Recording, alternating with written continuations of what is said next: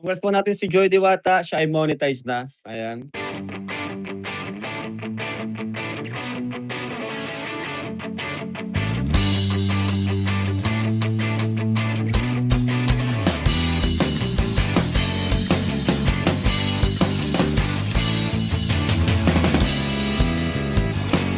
Congrats po natin si Joy Diwata, siya ay monetize na. Ayan. Thank you. Sa vlog ko na sana sasabihin pero okay lang. Since ngayon po ay monetize na po si Joy, abangan niyo po kanyang unang live. O ayan mga kalingap sabay-sabay nating i-congratulate ito pong si Joy Diwata sapagkat siya po ay monetize na. Kagaya nga na sinabi ni Kalingap Rab, ito po ay isang magandang balita. Hindi lamang para kay Joy kung hindi sa bawat isa po sa atin sa Kalingap sapagkat masaya po tayo kung ano man ang inaabot ngayon ni Joy Diwata. At ito nga, siya po ay ganap ng monetize sa kanya pong YouTube channel. Anong ibig sabihin nito? Kapag monetize na siya, makakapag-live na siya ngayon. At dito natin makikita yung talagang puwersa ng Kalingap, yung puwersa ng mga nagmamahal kay Joy Diwata. Sa pagkakaalam ko, nung nakaraan, kung di tayo nagkakamali, sa Dan Joy ba yun, na talagang pumutok ang live talaga.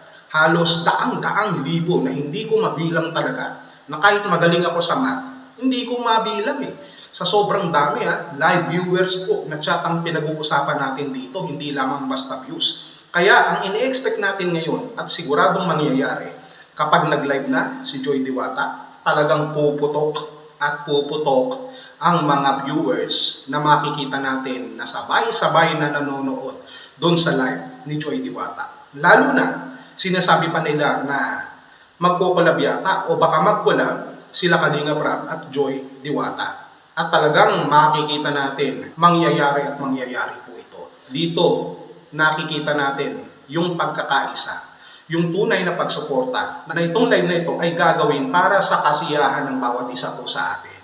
Hindi para pamukhaan ng iba, hindi para gumanti, hindi para magmalaki, kung hindi para pasayahin ang bawat isa sa atin. Dito po sa Kalingap, yan po si Joy Diwata. At hindi lamang yan kapag sinabing live, pagla-live, yung mga pakulay dyan, hindi magkakamayaw.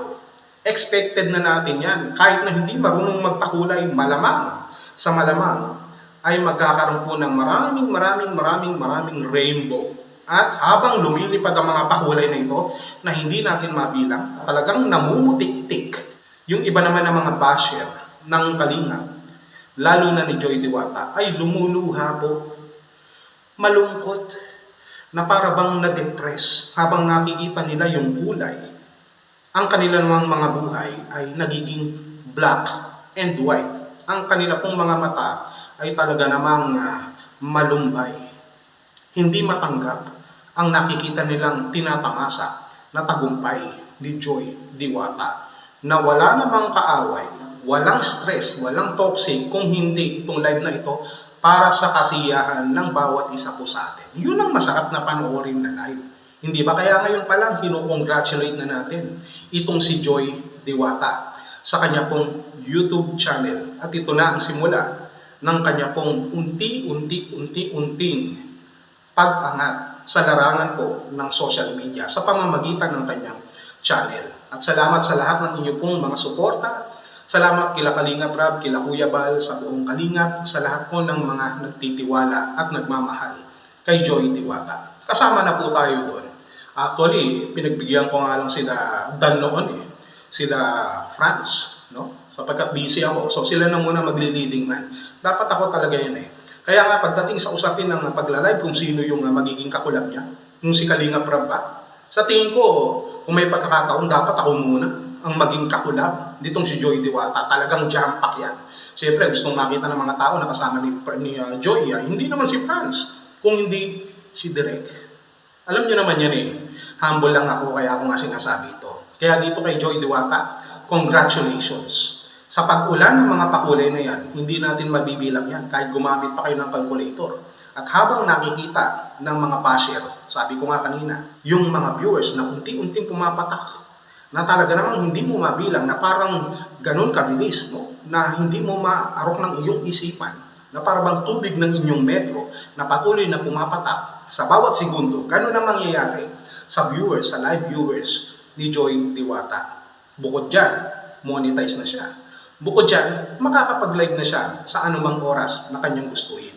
Dito kay Joy Diwata, ang payo ko lamang, huwag kang paapekto sa mga bashers na makikita mo kung meron man doon sa live viewers sapagkat kami ang bahala dyan.